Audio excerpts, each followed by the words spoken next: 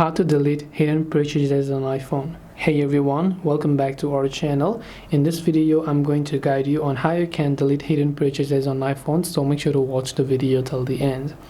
In order to delete hidden purchases on iPhone, let's say you happen to have a certain purchase on your iPhone's App Store by tapping the profile icon from the top right hand side, then going to purchase history, and then maybe after you went to your purchase history, you went to simply just went ahead and then hid those purchase history. Now to delete those hidden purchases as well, open settings, tap your Apple ID profile here, and here you'll find all this option called media and purchases. So go to media and purchases and then just tap on the view account option, and as you go to the view account option, just verify with your Face ID, and here you can see hidden purchases. Right here you can see, and if you also want to hide it from your hidden purchases, you simply need to just tap on the hide button over there, or once you've done that, you can just go ahead and then unhide it if you want to.